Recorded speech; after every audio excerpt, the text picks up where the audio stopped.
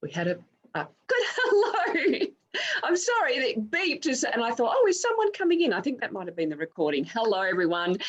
Nick from Naturally Nick here, and I am so excited this morning to have Annabel Stewart, who is an alcohol reset coach, here to talk to us today about her journey.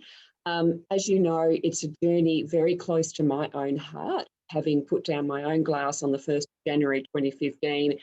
And just as difficult as it was, loving life ever since. And today I still feel joyous, feel excited about not being entangled with alcohol anymore.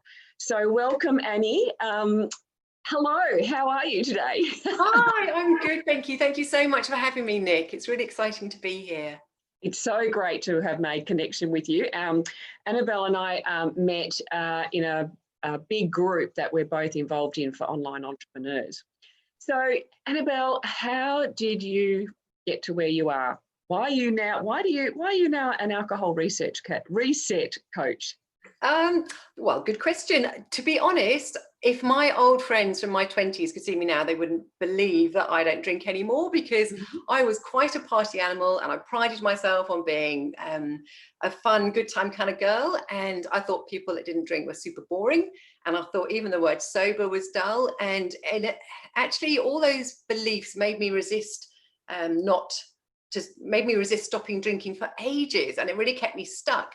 So what happened to me was I got married and settled down and had kids, and I found that I was just drinking more and more. I was a stay-at-home mum. I was really lucky, but I did find that my drinking really escalated when I was staying at home with the kids. And I think what it was I actually wanted some downtime, but I couldn't leave the house. My husband worked away a lot, and I wanted to have some me time, and that's really hard when you've got 2 small children. So I just found my drinking was escalating more and more. And when I became aware of it, I thought, right, that's it. I'm going to moderate. I'm going to just have 1 glass an evening and then put the bottle back in the fridge, and that'll be it. And white wine was my tipple of choice. And I started trying to do that. And the weird thing was, when I started trying to do it, I couldn't. And I hadn't thought until then that I had a problem with alcohol, because I had been able to stop before. I'd given up twice when I was pregnant. If we were going out somewhere and I couldn't drink because I was driving or whatever, I'd be quite happy not to drink then. But when I put my mind to it, I found that I couldn't, and I was a bit perplexed by that. So I kept trying, and the more I tried, the more I realized my drinking was out of control. I didn't actually have a choice on how much I had to drink. And that really scared me, because I'm quite good at sort of, getting where I want to go and doing what I want to do. And I'm a switched on kind of person, but I really couldn't get a grip on my drinking. And I covertly asked my friends, like there's a bunch of us went running together, and I'd say things like, so how many drinks do you have in the evening? And they'd say things like, oh, just 1 or 2. And then I put the cork back in and put it back in the fridge, and that's it. And I was thinking, damn it, it's just me. I'm on my own here. There's no one else that's stuck like I am. And this was a few years ago. I think it was a year after you. And I don't know if you remember, but there wasn't an awful lot online at that point. When you tried to find help. And I was up in the Whitsundays as well. We lived up there for a long time, so I don't think there was any AA up there, but I was kind of scared of that anyway. There wasn't rehab, and I didn't really know what to do. And I actually worked at the girls' school, a lovely Catholic school, as a librarian. So I was kind of the epitome of a kind of like a pillar of society, I suppose.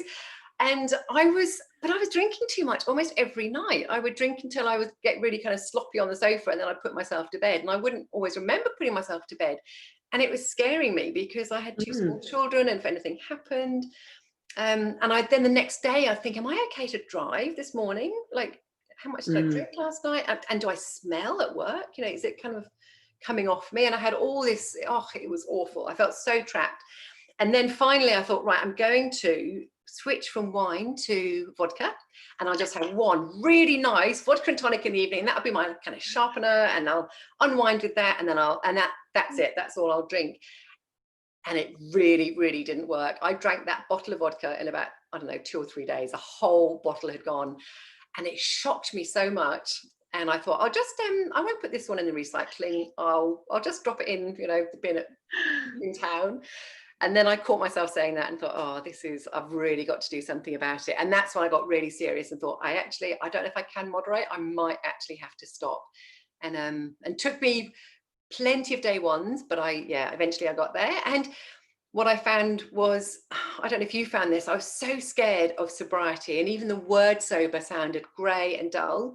But when I actually stopped and those day ones started piling up and I got to 1 week and then 1 month and then 2 months, I found my life actually massively opened up into this glorious technicolor fabulousness I hadn't realized I was missing. I'd really shrunk my life through my drinking. So yeah, that's my experience in a nutshell.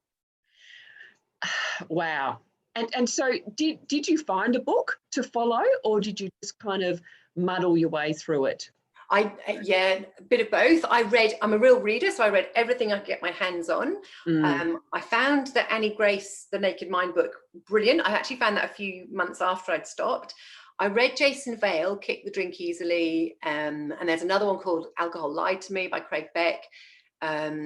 Alan Carr's got another book very similar to Jason Vale, Not Everyone's Cup of Tea. It's kind of, it's almost hypnotic. It's just a lot of repetition. And I also loved all the memoirs, all the female memoirs by Sarah Hepola and Lotta Dan. And it was kind of my new guilty pleasure was, I had a fairly new Kindle, and I just download all these quit lit things. And at 5 or 6 o'clock, I'd sit on the veranda, instead of having a glass of wine, I'd still absent myself from my children, which sounds awful, but I just needed to switch off from all the noise for half an hour, and I would bury my nose in the Kindle, and that would be my little sort of bubble, and it bolstered me knowing that other women had been through the same thing and that they'd got there. And I think I looked into AA. There wasn't the online options like there are now. There certainly wasn't any Zoom or anything like that, but AA didn't quite resonate with me, I think because of the kind of this, there is stigma attached to it, and the whole church hall, alcoholic thing. But it was partly about giving my power away that I felt a bit uncomfortable by. And I didn't like the idea of counting days, because I knew from reading about what other women had done, I knew that with AA, you were only that day were you considered clean, and you're only as each day you take one day at a time. But I knew that there was this approach instead, which was, instead of looking backwards, these women were stopping and then looking forwards and saying, actually, now my life is clean. I shouldn't have to, I'm not diseased. I'm not broken. I've stopped drinking in the same way that I'm just normal now. I'm just a non-drinker, and that I don't need to consider myself trapped anymore or missing out in any way. My life is going forward is open and free. I'm not looking backwards, and that massively appealed to me. So that's been my approach, and it's worked brilliantly for me. Oh, look, that's awesome, and I totally resonate, because I did not know how you did life without alcohol. It was so much a part of the lifestyle that I was leading at the time, and totally resonate. But I would do, this is why I love experiments, because I would do Feb fast, or I would do dry July. Yeah. And I always knew that I felt better. I slept better. I didn't wake up feeling guilty, ashamed, embarrassed of what I'd done the night before. I mean, and it was just in total opposition to everything else that I stood for. I was still probably the healthiest person I know, but, as far as eating goes. But, it's very real for people who are, stuck right now, because you don't know how you can do girls' nights out. And I still, that first girls' night out for me was, I was really nervous. How am I going to do this? My girlfriends and I would sleep at each other's places because no one wanted to drink and drive. And we all knew that, we would drink a lot. So, it was big. And I actually said to myself, I was about 2 months into the journey by that stage.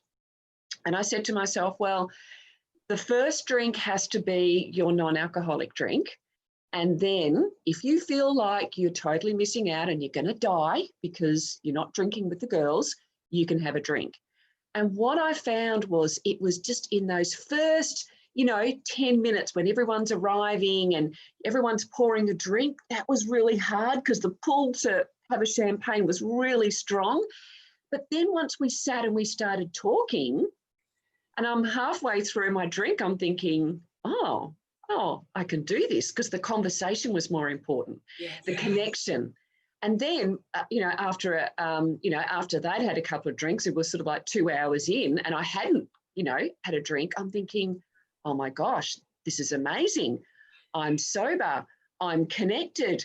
I'm not, gone down that path of, the alcohol haze, and I'm going to wake up in the morning and feel amazing. Yes. It was such a revelation to me that I could still have a great time. And I just quickly tell you one more story, because, I had never danced sober. And it was probably about 10 months into my journey, and there was this work event, big event. And after all the awards and the meal, the lights turn down, the band gets up, and everyone just races to the front and was dancing. And I kind of sat there thinking, well, you either sit here like an old maid for the rest of your life, or you get up and dance sober, girl. And I did. And I had such a great time. Like, I'm just thinking, you should have seen me. It was like I just had this great big grin plastered on my face. I'm dancing, and I'm thinking, no one cares. No one's looking at me because they're all drunk. Yes.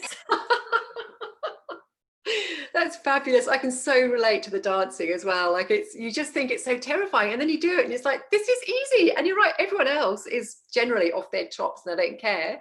And it's just the best feeling. It feels so liberated. You feel, it does feel like you're dancing on air. You're just so happy that you're not drinking. Yeah. And I think that's really hard. It's you just don't know that, when you're drinking, you just really don't realize how much alcohol steals from you. Yes. And the freedom that you are going to have when you're not addicted, chained to that substance anymore. Yeah.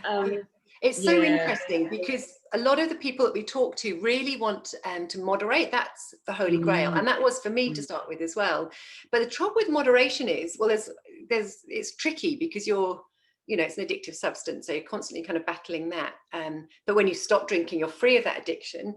But it's also the mental chatter when you're trying to moderate. It's just, you never stop thinking about alcohol, about, if your rules are, can you drink at home, or only when you go out, or is it just with friends at home, or when you can't drink on your own, or just at weekends? And I just thought about drinking for so long, and it was so tedious.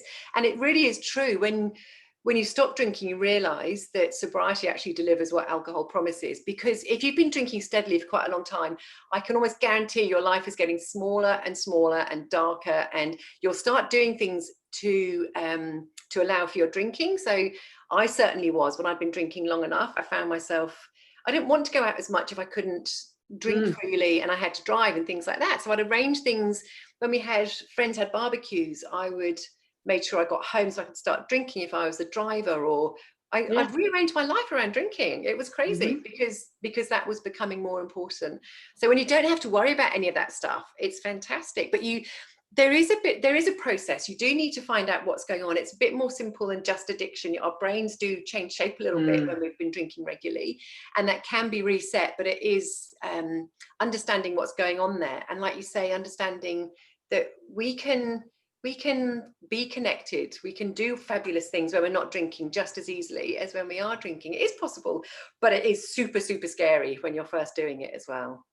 Totally agree.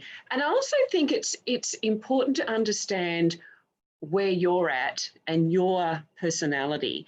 So I know, because I'm in the diet industry, that I really encourage my clients to understand themselves. So we all know that person who can just have half a glass of wine, in fact, not even finish the glass, and not even remember that there's a bottle in the fridge. This is the same person who can have one square of chocolate and then forget the block exists. Now, that's not me.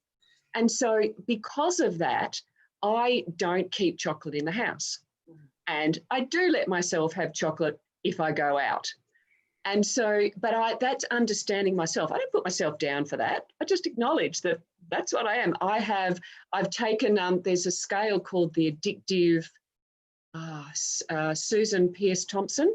Yes. She's got an addictive scale, and I'm high.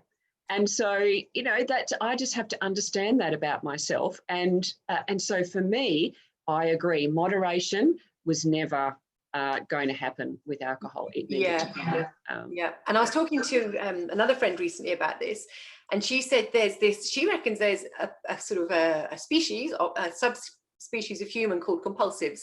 And we are just really bad at moderating anything. So if we do something, we do it with all our hearts. If it's our jobs, or if it's, I don't know, taking care of people, or if it's eating something, or whatever it is, we can't do things by halves. If we do it, we throw ourselves into it. And that's certainly me. I'm really rubbish at doing, if I do something, I really do it, whether that's drinking or eating chocolate or, you know, whatever it is, I do it properly. So I'm the same as you. I can't just half do it. It's much easier for me just to remove it from my life completely.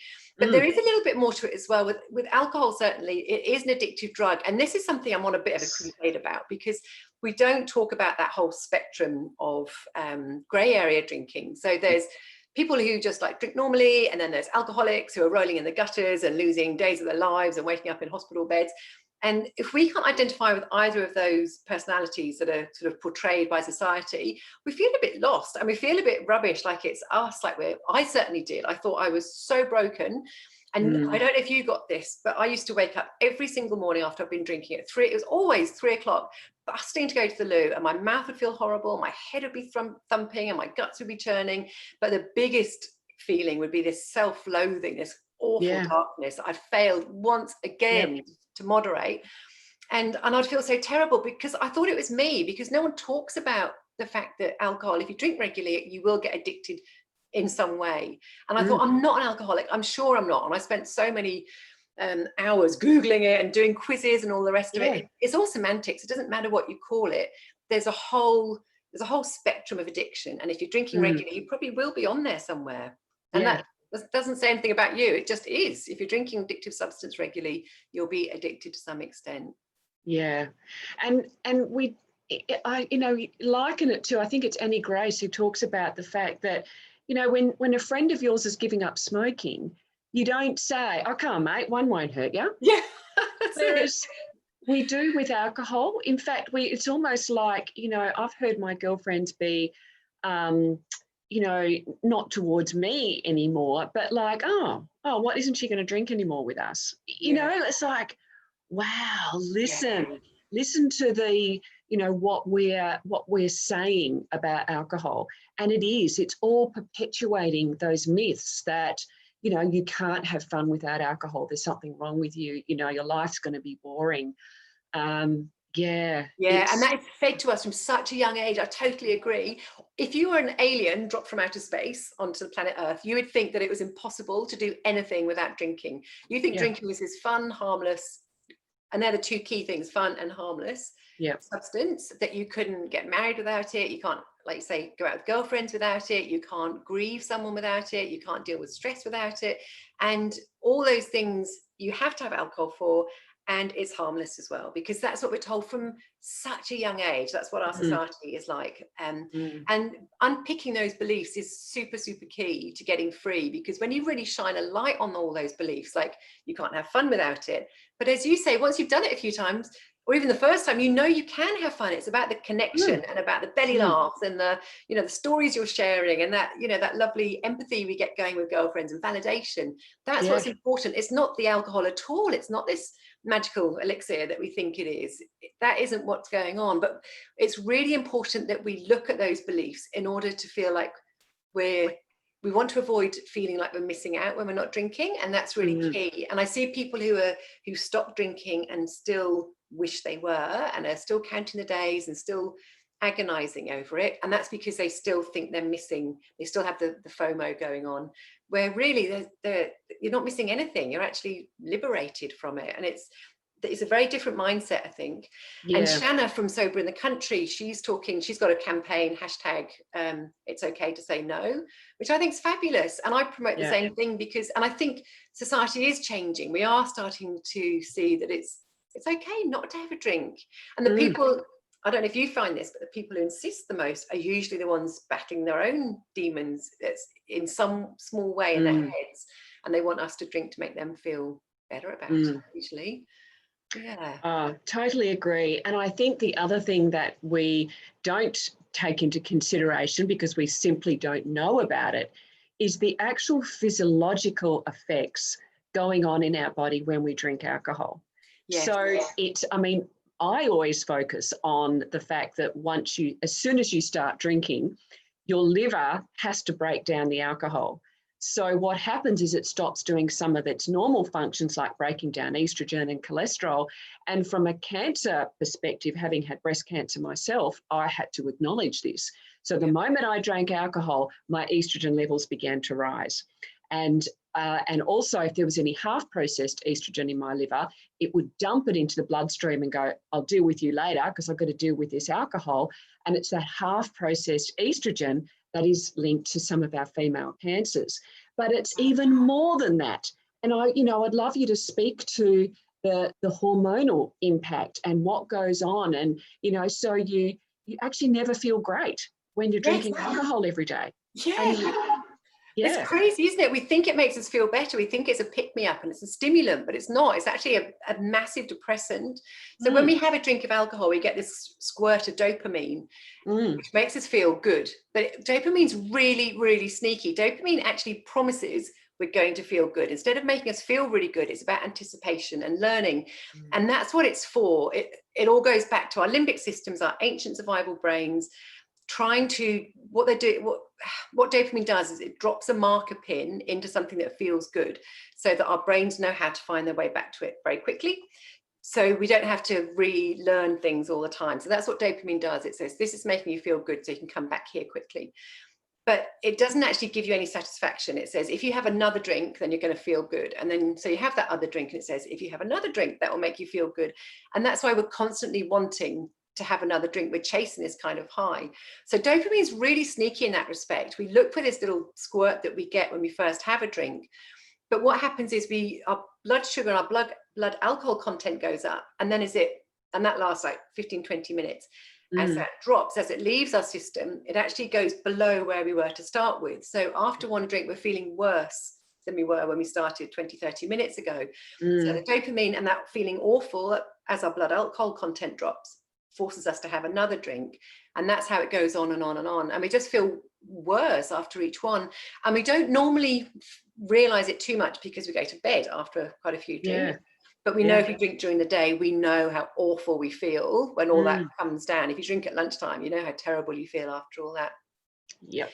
So, and drinking as well affects your neurotransmitters in your brain because it's releasing all these pleasurable chemicals. Your brain says that there's something wrong here. So it starts to dampen down your pleasure responses. So your brain physically changes shape to stop producing the pleasurable chemicals. So even when you're not drinking, you're feeling a lot flatter and a lot more depressed than you normally are after a while, because your brain's changing shape to adapt to all the drinking that you're doing. So you feel like you need to have a drink to feel good because you change your brain. But if you go without not drinking, if you don't drink for a while, then your brain does luckily regenerate, and the pleasure centers regenerate and you feel good again. But that's why it's so hard to feel good when you're drinking regularly. Everything changes. Exactly. And so, is that a key component? Let's talk about your program. Is that a key component that you talk about in your program? Yes, we do talk about the brain, the neurobiology of drinking and how important that is. And one key thing that we talk about even before we start the program is how our limbic system has adapted for us to survive. And the limbic system's only got 3 things it has to do, just 3. And this is the ancient reptilian part of our brain that is more powerful than any other part of our brain because it's our survival instinct. And the limbic system is responsible for our body temperature, our breathing, all those things that we do automatically. And the 3 things it wants to do all the time is to move us away from pain towards perceived pleasure, and to do both of those things with as little energy as possible. And and it's fascinating. So when dopamine's dropped that Google pin into pleasure, if we're feeling any kind of stress or discomfort, or we've had an argument with somebody, or we're just feeling a bit rubbish, then our brains will say, our limbic system will say, hey, do you remember that little thing, that Google pin we dropped there? When you had a drink, that felt good. Go and do that and it will feel good again. So that's what's pushing us towards the drink as well. It's not just the addictive nature of the alcohol, the ethanol that we're drinking. it's that those neural pathways going on in our brains that we need to be aware of. And the thing is, when you do something over and over again, we all know about neurons that fire together, wire together. So it becomes easier and easier to repeat that pattern, which works against us when we're drinking a lot. But also you can reprogram your brain to look for other ways of dealing with pain or perceived pain and moving towards perceived pleasure. So you can program it in your favor as well when you want to stop drinking. And in my program, we talk a lot about grey area drinkers. So we help people that are physiologically addicted rather than physically addicted, because it can be really dangerous stopping if you're physically addicted. You can, you get the DTs, and it's a sort of hospital experience. So we're very careful about that. But if you're physiologically addicted, then generally there's quite a lot you're missing in your life, just very small gaps that you need to, there's usually self-care is bandied around a lot, but we need to look at that. We need to look at our boundaries. The people that I help with are often empaths and intuitives and highly sensitive people who drink just to try and turn that noise down. And we look at different ways of doing that, and look at ways that they might be missing connection or touch or movement, or there's lots of little things that we can do to boost our serotonin. And if we're not doing any of those things, then our brains look to dopamine instead, because our serotonin levels are so low. So that's some of the stuff that we look at in my 21-day program. It's a perfect storm for women who are drinking too much and finding it out of control. There's a whole heap of things going on. So it's really important, I think, that we look at the whole picture rather than just, one or two things. And anyone can do it on their own. You can white knuckle it, no problem. You can just read everything you can. And there's some fabulous support groups online as well. And it's very doable. So if anyone's listening to this who's feeling a bit unsure about the whole thing, just know that it's not you, it's an addictive substance, and you really can get free. Thousands of women have done it. Absolutely, absolutely. But it doesn't matter what you're embarking on. It's always easier to get support, isn't it? And to work, to have someone who understands the journey, can, see things that you can't see, and make suggestions for you, and just help you understand. And I think also to help you not be so critical of yourselves. We are so critical of ourselves, putting ourselves down because we've failed before, and it's just, I just can't speak highly enough of getting support, no matter what your journey, whether it's, moving away from alcohol, whether it's releasing weight, whether it's just wanting to eat more plants, it doesn't matter what it is, get help.